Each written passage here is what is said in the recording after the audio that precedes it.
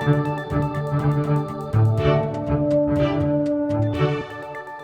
I think about Medicare, it's not just a program. A new poll shows Paul Ryan could have a mixed impact on the race. I don't know, Missouri's kind of an odd state. Voters react to Todd Akin's controversial comments and a sneak peek at some of the perks awaiting delegates in Tampa, hurricane permitting. This state's prepared. I mean, we've gone through hurricanes. I'm Marcus Mabry, live in the New York Times newsroom. We have a new poll out this morning with CBS News and Quinnipiac University looking at Florida, Ohio, and Wisconsin. Michael Cooper joins me now now to go over some of the results. So, Michael, some good news in this poll for Mitt Romney's campaign? Right. The good news for the Romney campaign is that the race appears to be tightening a bit in Florida and Wisconsin since we did our last swing state polls. And at least in Wisconsin, the choice of Paul Ryan as his running mate seems to be helping a little bit. You know, when you ask likely voters in Wisconsin how do they view Paul Ryan as a congressman, 52% approved of his job. And when we asked people whether the selection of Paul Ryan as Mitt Romney's running mate made them more likely or less likely to vote for the ticket, about 31% said it made them more likely, while only 22% said it made them less likely. So that tightening may have a little bit to do with the selection of a hometown hero. Excellent. So a vice presidential candidate, which does not always actually impact the ticket and its chances of winning the state.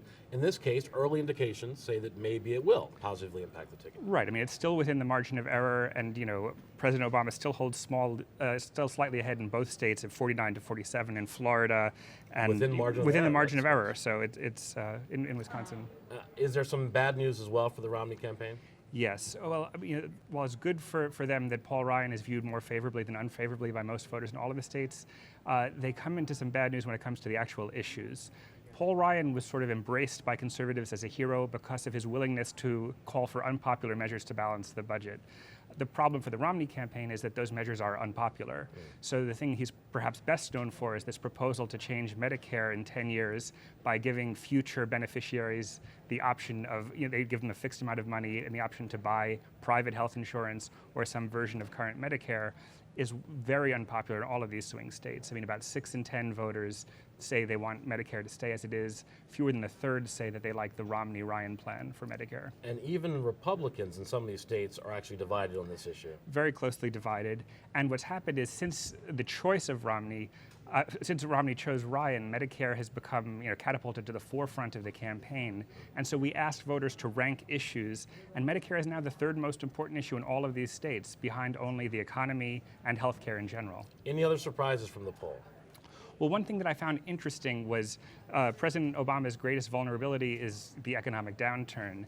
But when voters were asked who would do a better job on the economy, which you would think would be the Romney campaign's best opening, he doesn't have a commanding lead there by any stretch of the imagination. He's ahead in Wisconsin, he's evenly tied in Ohio, and then he's within the margin, slightly ahead, but within the margin of error in Florida.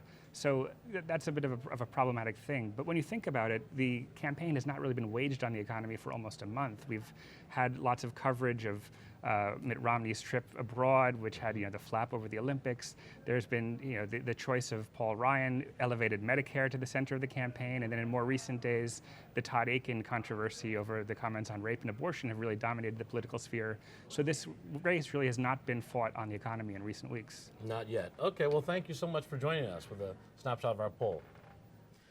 News events often take a while to impact polling results, so we really don't yet have a sense of the impact of the Todd Akin controversial comments in Missouri. What we do know is that Mr. Akin seems determined to stay in the race. John Elligo talked to voters in Kansas City to get an early sense of the road ahead. Given, you know, the political climate in Missouri, do you think that Todd Akin can still win despite having said those things? I don't know, Missouri's kind of an odd state. He's apologized. His apology was sincere. And I think that the firestorm, in part, is people that they know exactly that he didn't mean what he said. He's apologized for it, but they want to talk about anything but Claire McCaskill's record. Hopefully the younger people are going to get out and vote. I think that'll make a huge impact and a huge difference. The young people have got to get their act together. The older generation is basically guiding the younger generation the wrong way. I think not only these comments, but I think other comments like this from other candidates are just going to make independents lead more towards the Democratic ticket. So now, after the fact that he said that, I mean, you're definitely not voting for him now, right? I Oh, mean, no. Do you support Claire McCaskill, or? Yes, I do. And the impact is national, including some places you might not expect. Even in deep blue Massachusetts, Akin's comments have been reverberating in the Senate race. I found his comments about rape to be insulting, outrageous, and really inappropriate. Representative Akin is not an isolated case. Both candidates here are trying to take advantage of this Akin situation. For Scott Brown, he actually was the first Republican in the country to come out and say that he should step down. Gail and I were laying in bed last night, and we were talking a little bit, as we do every night, and I said, honey, can you imagine, I mean, something like this comes up, and I'm the first guy in the country to even bring it up and tell the guy to step down, and it just was really kind of amazing. Scott Brown's very proud of that because he needs to show his independence from this. He's in a Democratic state with a strong number of independents, and the more independent he can show himself, the better off he is. I guess I've seen more about Scott than I have Elizabeth Warren. So I kind of like what I see, I like what I hear, but I'm still open. I feel like Scott Brown is listening, and he hears what we're saying, and he's going to speak for us.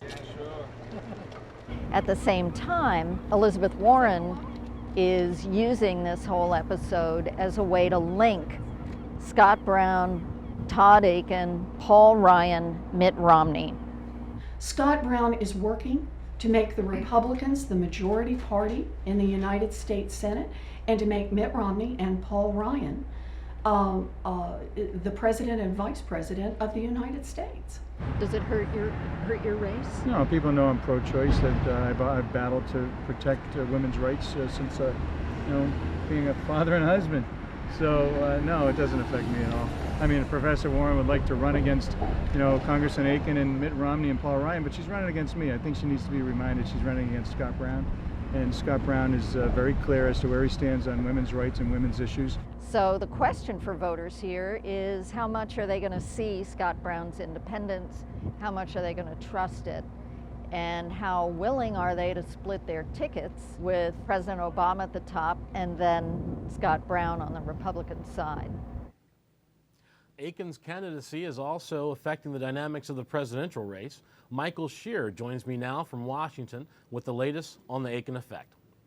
So, Michael, in your piece in today's paper, you actually talked to Romney advisors. Are they tired of hearing about Akin and the abortion issue?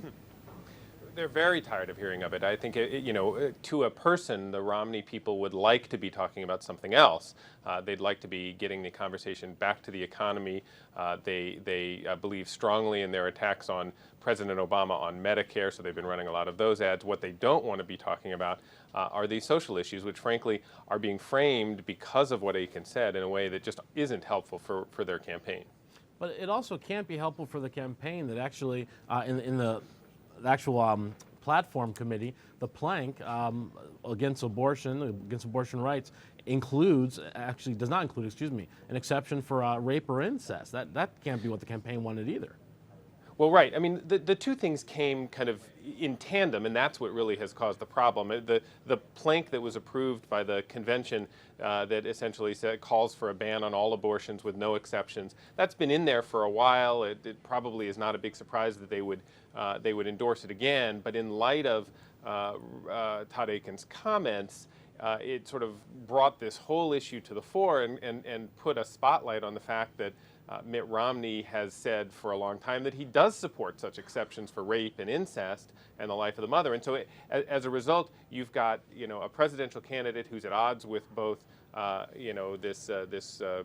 comments of this lawmaker, but also the platform of his own party just days before he's going to announce or he's going to accept the nomination. And all of this coming at a time that they really were hoping to build excitement, build on the message, the economic arguments that they've been making against the president. And it's not surprising, I guess, that the president, for his part, has been talking a lot about Akin lately. Yeah, I mean, look, the president was in New York. He was at a fundraiser, went out of his way to specifically point out that Mr. Akin is a member of the Science Committee in the House, which he then made a crack about well, it's, must have skipped science class or something like that. So he's eager not only to keep Mr. Akin's comments in the news, which I think Democrats and the Obama team think helps them, but he's also hoping to broaden the question to say, look, this isn't just about Todd Akin. This is about a policy regarding abortion that all of the Republicans that he and the Democrats are running against, they all agree on the same subjects. So, but even the Obama campaign seems to acknowledge that maybe they can't keep the focus on these social issues, even though it might be to their advantage in the short term. A big political player seems to be back in the fray. Let's take a look. This is a clear choice. The Republican plan is to cut more taxes on upper income people and go back to deregulation. That's what got us in trouble in the first place. President Obama has a plan to rebuild America from the ground up, investing in innovation, education, and job training. It only works if there is a strong middle class. That's what happened when I was president. So, Michael, what does this ad tell us? And what's the import of Clinton and Obama teaming up? Well, look, I love that last line in the ad where where you see former President Clinton saying, "Well, look, that's what happened when I was in office." I mean, it's you could sort of see the eagerness with which he made that ad. But look, this is partly it's an attempt by the administration, the Obama administration, to say, let's get back to the issues that that we think we can make an economic argument to. It's also, though, a response to a sort of tricky thing that Mitt Romney has been doing. Mitt Romney's been trying to drive a wedge between President Obama's administration and President Clinton's, saying, for example, in a bunch of ads that, well, President Clinton passed welfare reform, but now President Obama is trying to gut the program. This is a direct attempt by the campaign to say, look, we're going to put President Clinton on, we're going to have him look straight into the camera, talk to voters and say, no, there's no daylight between us. President Obama would continue the kinds of practices that that were so successful, the economic practices when I was in office. So it's an attempt to use one of the strongest voices that the Democrats have to kind of endorse another 4 years for Obama. Thanks so much for joining us, Michael, from Washington. Sure. Delegates heading to Tampa for next week's convention have lots of perks awaiting them. We are just now days away from the start of that Republican convention, and our man on the money, Nick Confessori, joins me now with some details. So, Nick, what are some of the perks that the delegates can look forward to when they arrive in Tampa? Well, it's pretty much everything you can possibly imagine. It's like a smorgasbord. If you're a delegate, there is a steady line of trade associations, corporations, lobbyists who have party invites, tickets, cigar rolling, places, cigar tents as well. It's kind of a nonstop party. What you got to realize is that this mostly takes place outside the convention, right? The real action is not what's happening on the convention floor, which is highly scripted, but all these mixers and parties and receptions and events that take place at restaurants and at private clubs and on yachts. So there's, there are concerts with big rock acts. It's almost anything you could think of. Now, is there a reason that these things actually take place outside of the convention hall rather than inside it?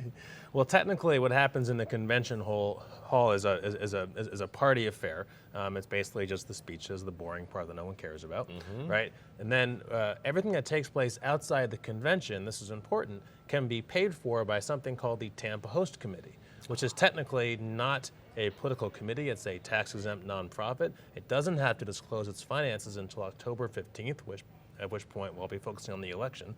And that allows companies to pour millions of dollars in unregulated money into the events to help stage it, and it's allegedly for promotional purposes, right? And then further outside the cordon, so to speak, you have the lobbyists and the trade associations, which are totally not connected to the convention, but of course are exploiting the fact that every lawmaker, every official, everyone they want to talk to is going to be in Tampa and stuck in Tampa for 5 days. So in exchange for putting on these fabulous events, they get unparalleled access. Yeah, now if you talk to the lobbyists, they'll say, look, everyone's having a good time, we're having a couple of beers, we're having a steak, we're not doing business, and if you believe that, I have a bridge I want to sell you.